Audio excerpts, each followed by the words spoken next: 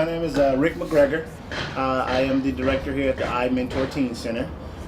The organization is brand new, brand spanking new. We've been running programs since 2010. However, this entity of iMentor Teen Center is a brand new project, and we're super excited about the opportunity. I feel the cool summer breeze and the wind from the trees. Vanderberg memories and suicidal tendencies. Satan is my enemy, and you can trust this. I promised my mama that one day she's gonna love this. I promised my pops his hard work is gonna pay off until the day comes where he has every single day off. So I grew up in a home to where I saw a lot. I saw, men hitting my mother. I tried to, stop it, do things about it, but I just couldn't. My dad was from pimping to selling drugs, to using drugs, to just living the life, or basically the hand that was dealt to him. So far to go, we the West Side Zone. I'll have it in my blood till the day that I'm gone. So far to go, we the West Side Zone. And if I ever... So me growing up, my mother was addicted to PCP, crack cocaine, and so she did that for quite some time. I knew that when I grew up, a lot of times we think we can only learn one thing from parents, which is things to do. Not true. We also learn what not to do. And that's what I learned, what not to do. When I became a parent, this is what I was not going to do.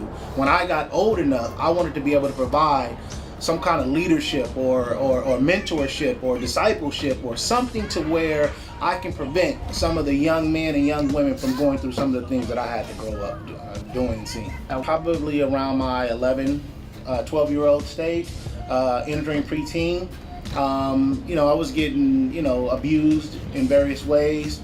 And I knew that, why is this happening to me? This is what I'm thinking. Why? How did I end up in this house? How did I end up with these parents? How did I end up in this neighborhood? It's still tough to even talk about, because there's still pain and hurt that I have, inside that I have not gotten over yet. And so that's why it drives me so much to want to make sure that I can prevent a possible molestation. I can prevent a possible gang crime. I can prevent possible teen pregnancy. I can prevent possible smoking the blunt for the first time. I can prevent these things, man, so I don't have the why me anymore. Why did I grow up like this? Because I know now, it was for this kind of work. However, at the same time, if I had to go back and I had the choice, there's no way I would choose the road that I was given. However, if I had a mentor or someone in my life that was investing in me, pouring in me, communicating, holding me accountable, then maybe things would have turned out different.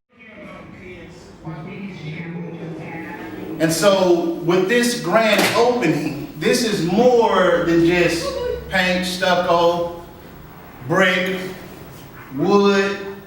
This is my passion. This is what I love to do. And anybody that knows me, they know that I love to work with young people.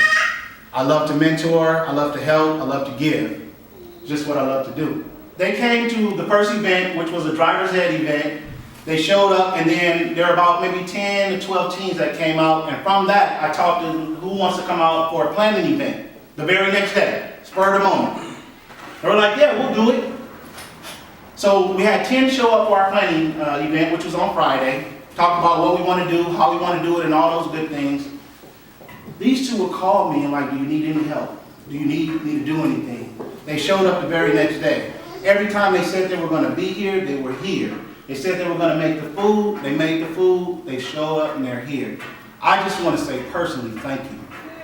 Thank you very much.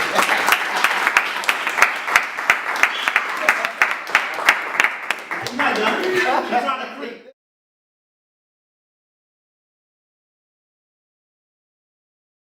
Definitely, right now I really need the KC practice because I haven't had the chance to pass my KC. So my last chance is in June, and I really hope to get help from here with that. Absolutely. We need tutoring because at times when I need tutoring, it's basically late at night. Start doing my homework. If you're in high school, they have a college ready plan for you.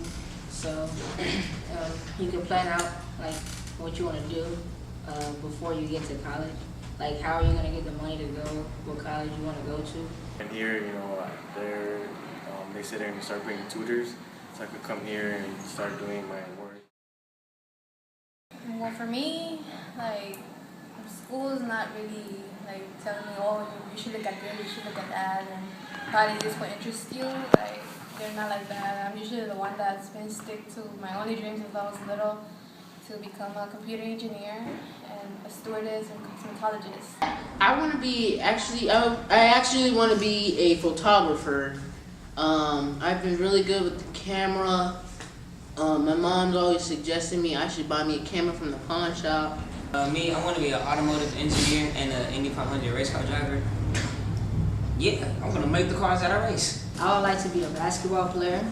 Anything involving science.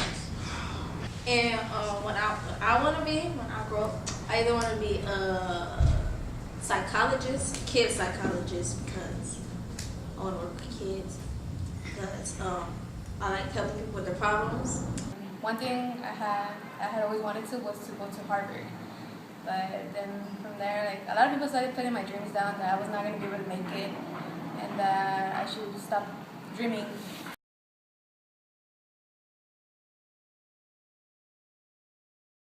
I used to hear about this village mindset where the community would be responsible for, you know, chastising, educating, watching while maybe mom or dad's at work. And we've gotten away from that.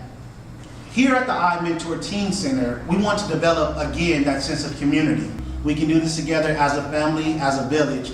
I believe it takes all of us to raise our children, to move our youth from where they are to where they need to be.